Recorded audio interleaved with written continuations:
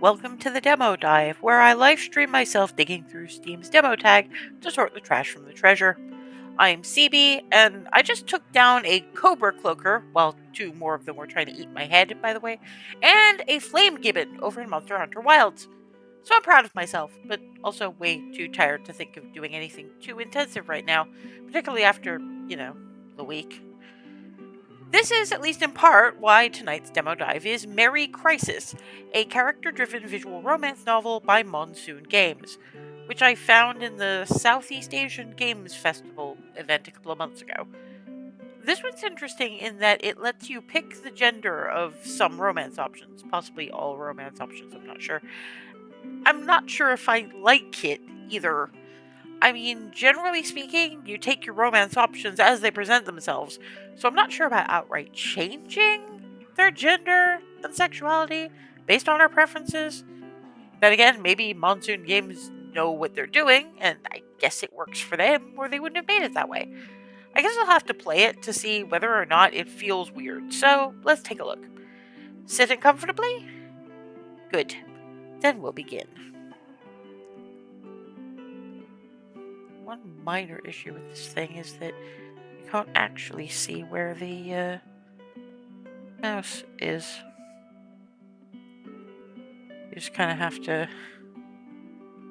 We can probably turn the music up a little. There we go.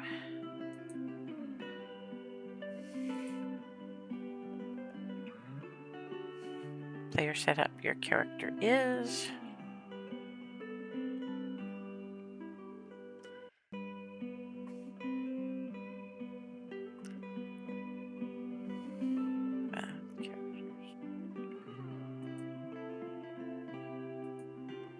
Nope. Okay. Oh, this is gonna be an issue, isn't it?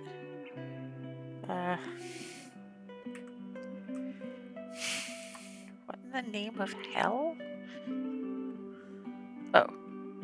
Okay, that's weird. I can see it in the stream, but I can't see it.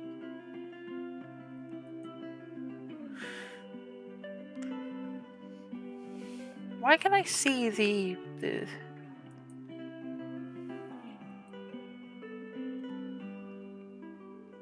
Okay, nothing in the journal.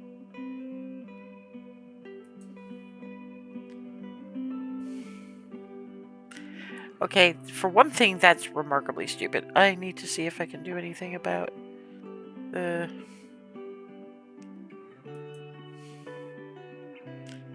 Skip unseen text after... There's no option to... Why can I see the cursor on screen and not on the...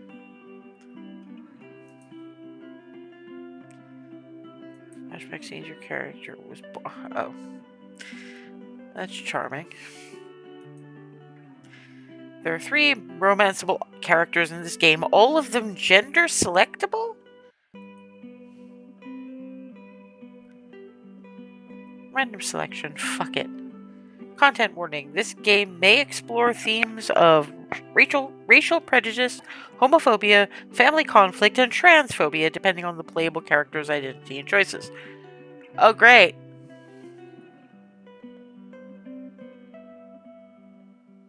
I'll proceed without the warnings. It should be okay. 22nd December. You sprint down the street. There'd been an early sprinkling of snow 2 days ago. Early? December 22nd is not early for snow. And the streets are still slippery with patches of black ice. It's absolute madness to be running full tilt the way you are, but nobody bats an eye. You've lived here long enough to know that New York City is full of people who are late to something or other. In your case, your flight to Singapore is in less than 4 hours, and you still need to grab your stuff from the apartment. You're exaggerating, but not by much, running like your life is on the line, apparently. Your mother would probably murder you for missing Christmas dinner. She's already mad enough that you're visiting for only a week. You're still charging down the street when disaster strikes. Your foot hits a patch of ice and you flail frantically in the blind hope of catching a railing. Whoa!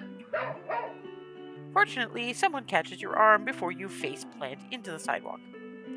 It's Nat, your housemate. I know you're excited to come home to me, but running on these streets is not a good idea. Liz barks and wags her tail, beaming at you, but Kehoe gives you a stern look, as though in reproach. You technically have no time to spare, but you've never been able to resist these two. You toss the toy bone for Liz, then give Kehoe a pat.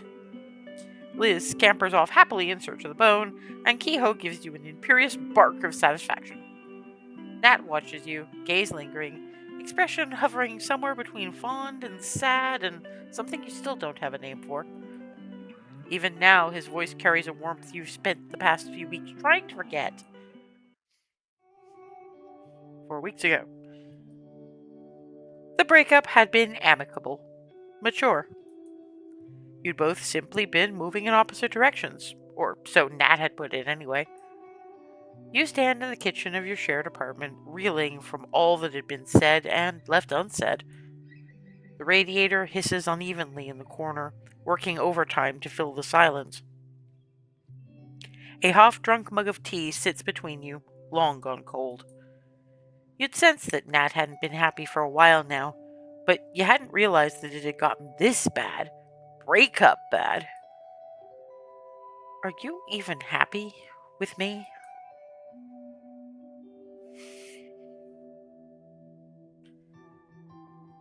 Not unhappy, just busy and distracted. Truth is, you've been so busy with your own career that you'd stopped paying attention to what was happening between you and Nat. Perhaps in some ways you'd willfully refused to see the warning signs because you thought your relationship with Nat was too good to fail. The last 4 years with Nat had been some of the best years of your life. Stupidly, naively, you'd have genuinely expected those good times to last forever. Nat reaches over and takes your hands in his, smooth and worn and big-knuckled. It's a gesture that's so familiar it makes your heart ache. I love you, but we can't keep going on like this. Something sharp and desperate claws at your throat. I know a dead end when I see one. As much as you wish things had worked out between you, you've lived long enough to know that sometimes things just don't go the way you want them to. You know a dead end when you see one. The two of you stare at each other from across the table. The silence stretches between you. A part of you wants to cling on, but was there anything left to save? A week passes. 3rd December. You're still living with Nat in the same tiny apartment. You've already packed your things into neatly labeled boxes, and you've been scouring websites for apartments to rent, but New York City rent is sky high. As a late 20-something-year-old without much savings to your name, there just aren't many options. Try my best to move on. You pack your feelings away and seal it up with the rest of your belongings. 6 boxes to contain half of the life you'd once shared. You remind yourself that this is for the best. This is what Nat wanted. A car honks loudly. The sound of traffic transports you back to the cold street, breath fogging in the December air. It's beginning to snow properly now. Tiny snowflakes settle in Nat's hair on the shoulders of his jacket. You step back, putting enough distance between you and Nat to hopefully prevent yourself from doing anything rash. It doesn't, however, stop the small pang in your heart from building to a dull ache. You can't help thinking of all the winter days you'd spend together, making angels in fresh snow and sipping hot chocolate by a window.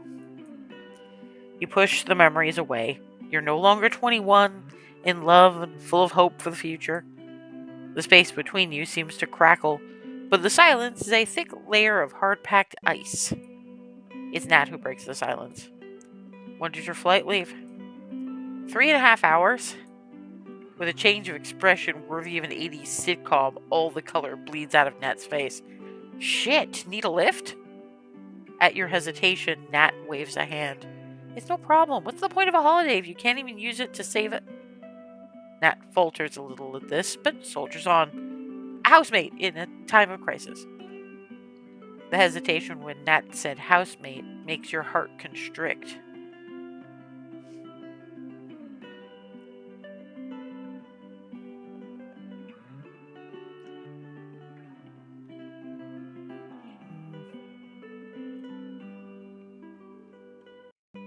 I don't know if I can hug him though. I can't ask that of you. Nat's always looked out for you in more ways than one. But it wouldn't be fair to either of you if you kept falling back into old patterns. You clench your jaw, shaking your head. Thanks for the thought, Nat, but I'll be fine. Nat nods, biting his lip. The snow continues to fall. In a couple of hours, it'll turn to a nasty, squelchy mess. For now, though, it's beautiful. The sort of beauty that's made all the more precious because you know it won't last. Enjoy your week back home. Merry Christmas in advance, Nat. En route to JFK. In the cab, watching the city scroll past through the fogged-up window, you find yourself thinking about all the times Nat had driven you to the airport over the years. All the times he'd kissed you goodbye and told you how much he'd miss you while you were gone. How many things had you done together without knowing it would be the last time? At the next stop sign, the cabbie glances at you from the mirror. You wonder what he assumes as he drives you to JFK. A New Yorker going on a trip, or a foreigner returning home? You'd started dating Nat in senior year, so instead of returning home to Singapore after graduating from college, you'd found a way to stay a little longer. 1 year led to the next, and before you knew it, you'd spent nearly 3 years in New York after graduating. Singapore is where you grew up, but it never quite felt like a life you'd chosen. In New York, with a million other transplants to the city, you feel a little lighter, free from expectations of what you should do, who you should be. Nat had never pushed you to settle in New York for good, but you'd been considering it. At first, you'd stayed in New York because Nat was here, but as time passed, you've come to think of New York as home too. A part of you still wants to stay in this city, even though there are pieces of Nat everywhere in New York. Restaurants and bodegas and parks and street corner markets that remind you of him. But perhaps you could reclaim each piece of this city if you had to. You've built a life here too. Soon, the cab slides into a spot at the airport drop-off area. You climb out of the car.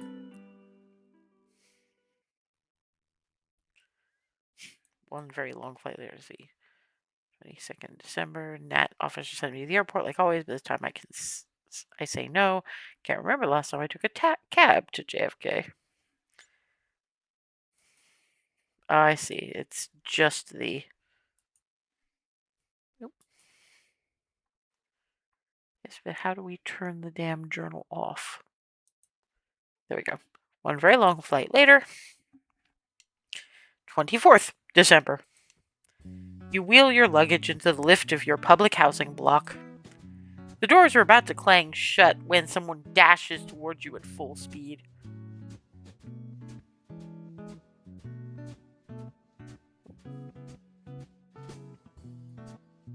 You leap into action, but the lift completely ignores your valiant hand-waving. These old lifts have a mind of their own.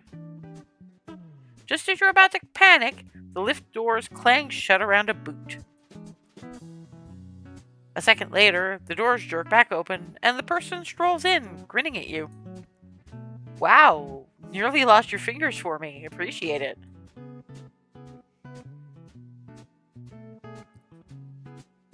You give the woman a friendly smile, and the person smiles back at you and steps into the lift. She reaches out to press the button for the 11th floor, the one you live on.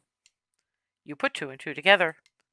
This must be Shay, your neighbor's new tenant, the one your mother complains about in every phone call. The company she brings home, the late-night jamming sessions with her bandmates, the muddy mountain bike track she leaves in the corridor. You study the woman in greater detail as the lift starts trundling upwards. She's wearing ripped black jeans and a sleeveless red tee which shows off strong shoulders, defined muscles, and tan, sun-kissed skin. There's a guitar case slung over her shoulder. When you return your gaze to the woman's eyes, you realize you've been caught staring. She winks at you. Like what you see?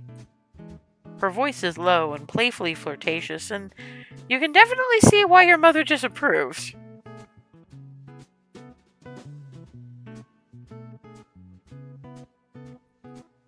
Sorry, I heard a lot about you. Shay, right? Shay's eyebrows lift in surprise. Then realization dawns. Ah, right, your mother talks about you all the time. Complains about how I left home, no doubt. Shay's smile broadens. Among other things. Your conversation is interrupted by a loud ding as the lift arrives on your floor. You step out of the lift into the corridor after Shay. You'd spent countless afternoons kicking a ball back and forth along this very corridor with your brother. You catalog the changes since the last time you've been back home for Lunar New Year. It'd been more than 8 months since then, much to your mother's disapproval. For one, there's a new row of thriving plants extending from your family's unit to the one next door. Shay smiles at you and gestures down the corridor. Want to be introduced to the fam? You blink. A split second later, you realize she's referring to her plants. Sure, why not? Shay introduces each plant to you in loving detail. The finicky orchid, the indestructible ZZ plant, and the drama queen fiddle-leaf fig. Finally, Shay waves at your family's sad bougainvillea that has been neglected for years. Hey, maybe you could give this poor soul some TLC while you're here. I'm only here for a week. Oh. Shay's face falls slightly, but she quickly recovers. We'll make it count. See you around, neighbor. You continue on your way down the corridor to your unit. I'm home! Hello. Your mother rushes out of the kitchen to smack you in the arm. Yeah, I'd be going to find a hotel, honestly. You don't get to smack me. Ow! What? Why? You should have come back a week earlier, or stayed a week longer. 1 week. Pathetic. Not even enough time to binge watch a K-drama. Okay. A second later, she pulls you into a brief hug. She's never been a particularly physically affectionate person, but she does hug you each time you come back home to visit. You return the embrace. In your arms, she feels smaller, thinner than you remember. Your dad comes running out from his room at the commotion. He, on the other hand, has grown a belly. There you are. Should have let us pick you up from the airport. No need to waste money on a taxi. He waves a hand at the containers on the table, beaming proudly. I daboed from your favorite stall at Red Hill Market. Your mother frowns accusatorily at you, taking in your ravenous expression. Sometimes I think you come back for the food more than for us. Your dad shrugs. I'm happy as long as something works at bait. Where's Dee? He's out hanging out with a friend. Again! On Christmas Eve! She makes apostrophe marks with her fingers at the word friend and shares a meaningful glance with your father. Uh-oh. You take this with a pinch of salt. Your mother has a habit of simply assuming things that she'd like to believe. And yet, she had done the opposite with Nat, continuing to refer to him as a flatmate months after you told them about your relationship. Ah, so you're racist. Okay. You suppose it was just easier than confronting the fact that you were dating a black American instead of a Chinese Singaporean. Though really, they should be used to your unconventional choices by now. Before you can sink further into these thoughts, the front door swings open violently. Your younger brother tosses his socks and bag by the gate and sashays into the house. Hello? Something smells amazing. Can I have some? Your mother rolls her eyes and mutters something about bottomless stomachs, but waves everyone over to the dining room.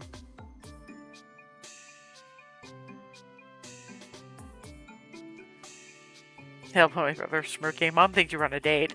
Your mom glares at you, betrayed, but your brother only laughs. Your mother's eyes light up with hope. So it's true? I can neither confirm nor deny. Your brother plonks down in the seat next to you. Every time I see you, you look even older than I remember. That's exactly how aging works, genius. Sucks to be you. At least I'm not the one getting dumber every year. The two of you grin at each other. You'd never admit it out loud, but it's good to see him. For the first couple of minutes, there's only the sound of utensils scraping as all four of you practically inhale the food. It's truly the best thing you've tasted in weeks, maybe months. And after the feeding frenzy has died down, conversation resumes. So, how have you been?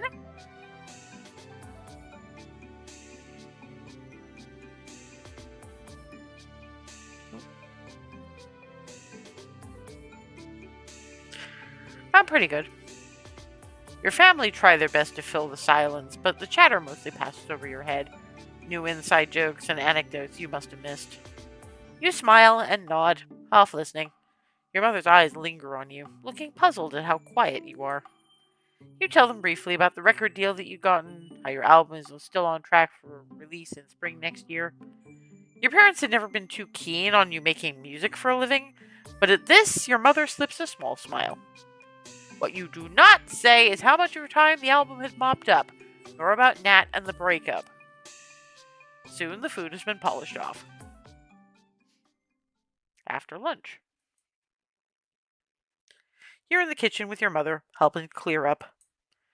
When you were younger, you'd resented the fact that your mother never really expected your brother and father to help with most of the cooking or cleaning.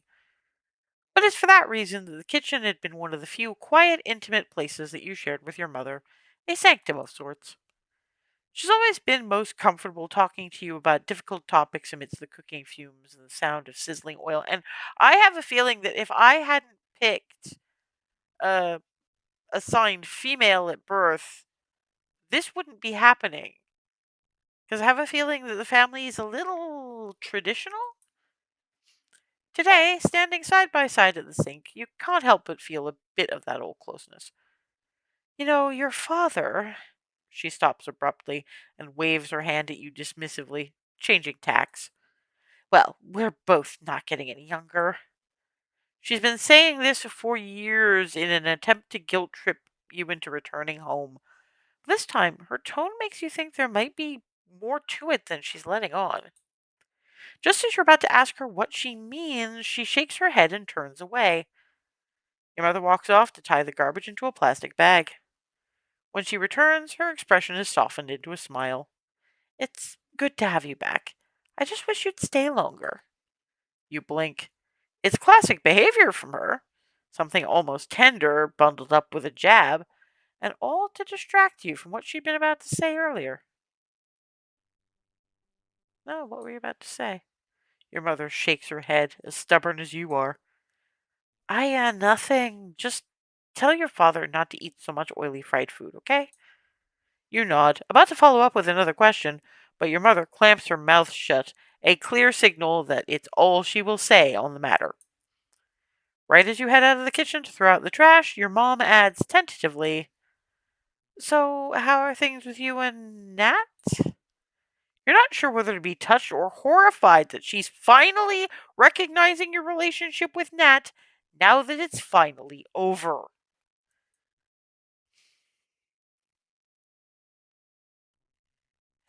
Be honest. You've never really been the type to go into details about your love life with your family, but you do mention Nat from time to time, and he features in your phone calls. The news spills out before you can stop yourself. We broke up. Oh no, how come? You sigh, wondering how to summarize all the subtle tides that had, little by little, carried you both in different directions. I guess in the end, it just felt like we didn't really belong in each other's worlds.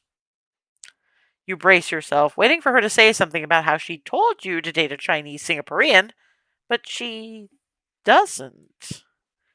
In fact, she actually does look sorry for you, even though her tone is gruff. Hmm. With internet, there's still such a thing as different worlds, meh? You draw in a long breath, then shrug. Honestly, you're surprised at how your mother's actually trying to talk to you. That's new. The two of you stand wordlessly in the kitchen for a while, until finally you grab the trash bag and head out. Just as you're rounding the corridor with a shared rubbish chute, you bump into Shay. She's repotting one of her plants in the corridor, humming a little tune as she works. She pauses and looks up at you as you walk past. She brightens and gives you an enthusiastic wave, nearly flinging a couple of clods of mud at you in the process. You draw a little closer. Are you singing to your plants? After carefully setting the plant into its new pot, Shay straightens and smiles at you. Or to you if you'd like. To your surprise, Shay actually begins to sing the chorus of the song she'd been humming, her voice oak-timbered and rough-hewn. You roll your eyes, but can't help smiling. All right, save it for the fiddly fig. I've been meaning to ask for your number.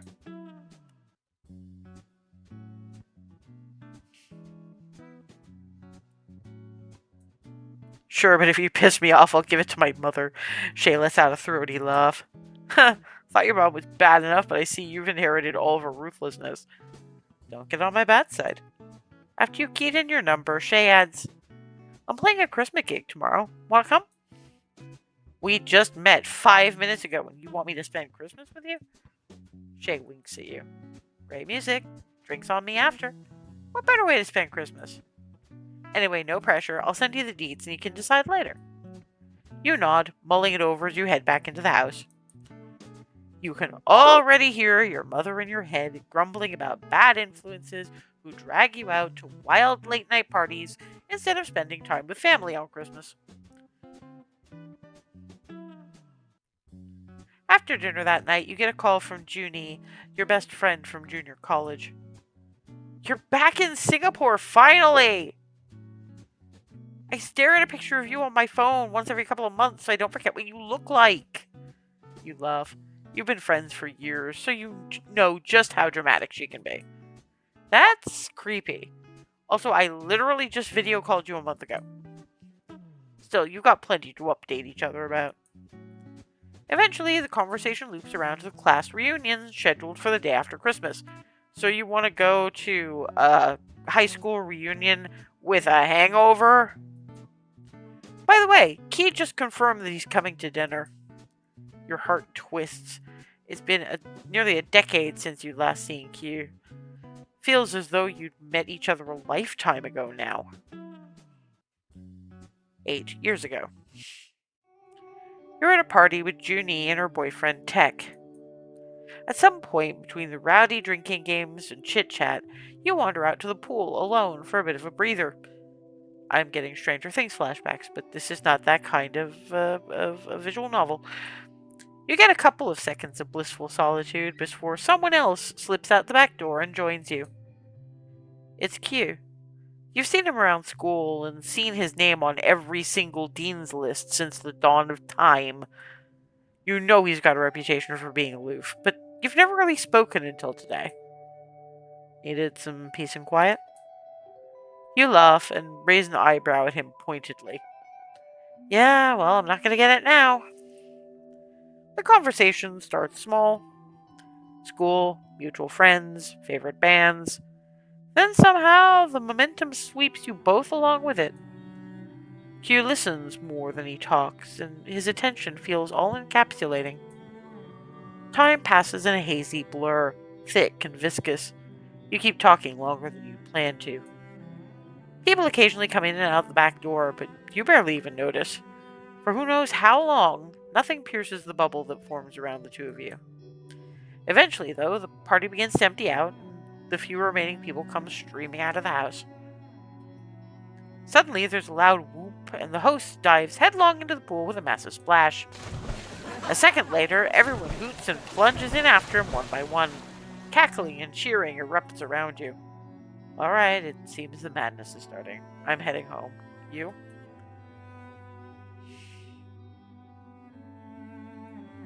The two of you say your goodbyes to the rest, then walk out of the house together. No, not my scene. So not my scene.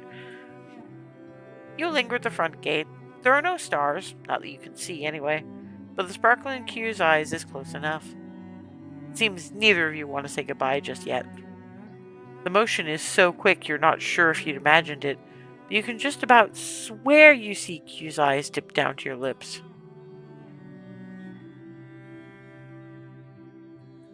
You gonna kiss me or what? Your breath hitches as Q closes the distance between you.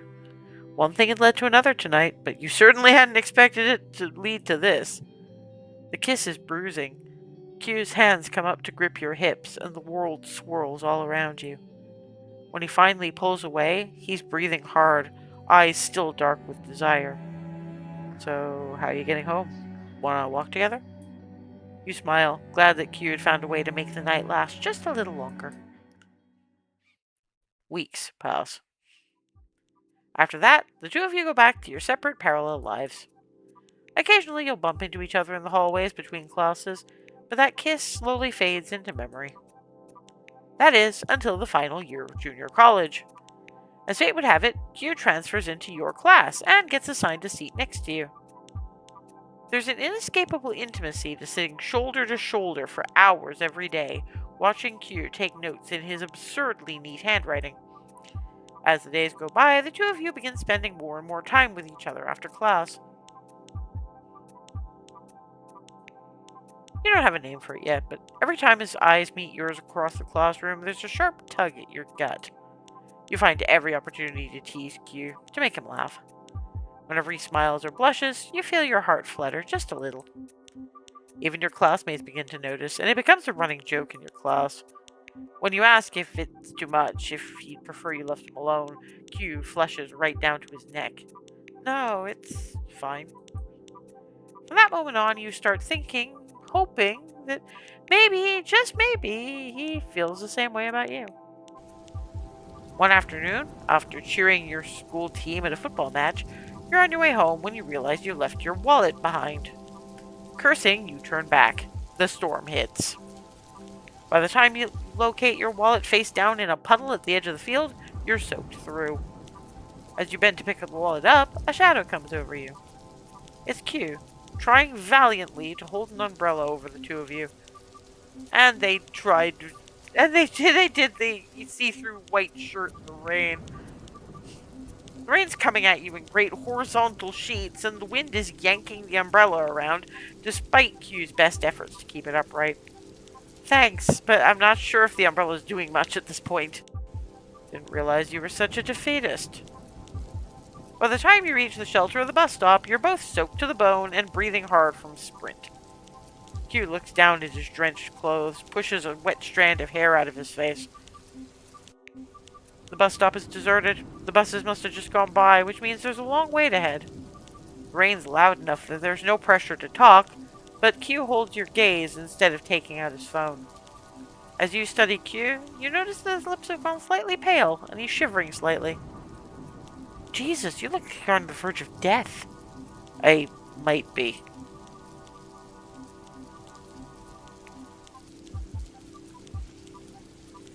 Oh dear, are you okay? That's it, oh dear. Q steps closer. Suddenly his face is only inches from yours. His lips curl into a lopsided grin. If this were a movie, you'd be offering me your jacket right about now. How about a kiss instead? When your lips meet and your hands go up to grip Q's hips, an involuntary tremor runs through him. You're almost certain it's not from the cold. A second later, a wave of water splashes into the bus stop, hitting the backs of your legs. You step back, only to catch a bus trundle away and disappear around the corner. Oh shit, there goes my bus. A moment later, your bus pulls up. You give Q a jaunty wave. Q splutters. What? You're just gonna abandon me here after? Q flounders and doesn't finish the sentence. You climb aboard, suppressing a grin. Although you won't admit it to Q, your heart's still doing loop-de-loops in your chest. See you tomorrow! From that day on, there's no turning back. You fall hard and fast for each other. You see each other every day and spend hours talking on the phone in the middle of the night. Messages exchanged in the margins of literature books. A dozen different ways to type I love you on a graphing calculator. But in hindsight, the sweetness of sinking gently into that relationship will always be tainted by the memory of how things had soured between you. Oh dear. Back to the present. Junie clears her throat, reminding you that she's still on the phone. So, you're coming to the class reunion, right?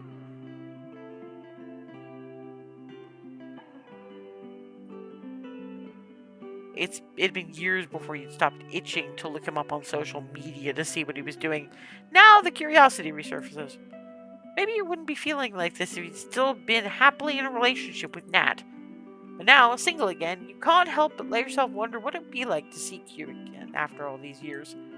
Would he be dangerously similar to the person you've fallen in love with as a teenager?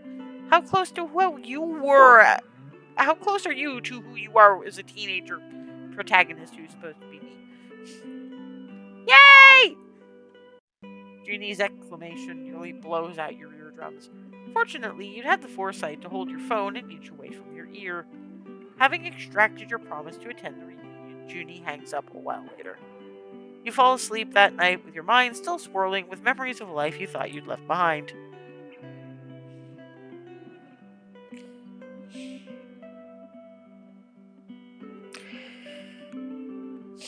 Yeah, so this one, I think this one's giving me a new vibe on how I feel about dating sims in general. There's got to be something else to them, I think.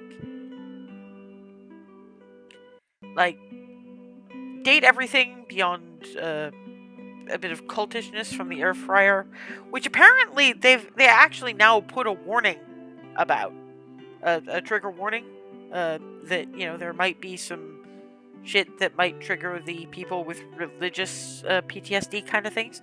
So that's cool of them. But anyway, yeah, there's that. Then there's I haven't played Dungeon Boyfriend, but or Boyfriend Dungeon or whatever. Then there's the Monster Prom ones, but they've all got something else to them. This just has, I broke up with Guy, and I kind of want him back, but now everybody in the world is throwing themselves at me. And I'm kind of like, okay. I mean, I'm only going to be here a week. Why am I doing this right now? I mean, okay, Q I can understand. Shay is, like, direct. But I'm not entirely sure I want that kind of rebound fuck. Because that's really all it would be at the end of the day, isn't it?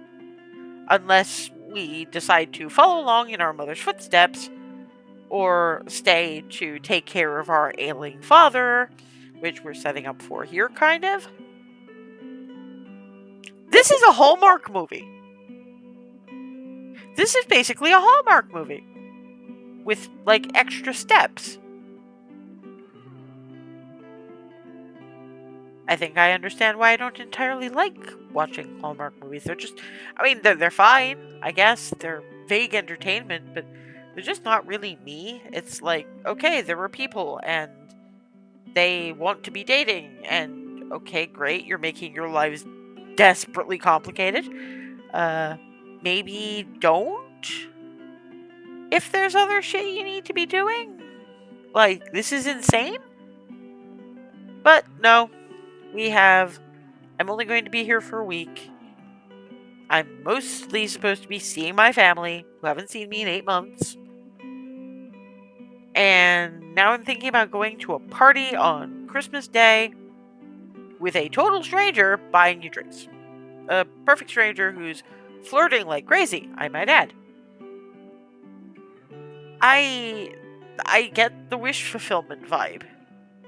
I remember what it was like to be in my 20s and thinking about my exes and, like, what are they doing? Do they still think of me? Yada, yada, yada. I wouldn't want them back, but I still wonder. Although with a lot less pang these days. Point is that this really is the, you come back to your old hometown and you've changed enough that everybody wants you, and, like, I guess it's just not for me. There's not enough happening. I mean, even your bog standard visual novel, the tension is different. There's not even romantic tension here exactly, but maybe that's just me. Like, I can see maybe wanting to romance Shay, but maybe not with that much of a basically immediate hitting me with it, I mean, got all the charm in the world, but woo me first. Eh? So I don't know. I mean, it's interesting from the point of view of some aspects of Southeast Asian life that I don't know about. But as a game, it's kind of leaving me cold. I guess I just need something more going on than I am wandering aimlessly in my hometown and romance is throwing itself at me like, I don't know, hail or rain or whatever. So yeah, probably not the kind of thing that I'm going to be particularly picking up. Merry Crisis is coming out sometime in Q4 2026, and the demo is obviously still around, so maybe download it and give it a shot if it looks like one you'll like. Sometimes the feel of playing a game can make or break your choices. You might want to take different options than I did, and it's not like my opinion is the be all and end all. For those who like a text-based and digression-free review, that'll be up on my Ko-fi page shortly. Never a paywall, I do it for the love of the games, but maybe toss some folks in my general direction if you like what I do. I like the company. The review will have the embedded VOD, which will also be on YouTube to join my gallery of epic, ridiculous, and more than occasionally profane flail, lately all at unfeasibly big monsters, just to add, in case you joined late or fancy coming back to it later. This weekend is entirely devoid of D&D for me, which on one level is sad, but on another level it means I get to spend Saturday and Sunday getting better at Monster Hunter Wilds, so I'll probably be on stream at various points throughout the weekend. I haven't decided what I'm going to do for Demo Dive on Monday, so I'll probably announce that on Wild Stream closer to the time. Hopefully, whatever I choose will be interesting, and I hope to see you there. Until then, or until next, have a good one.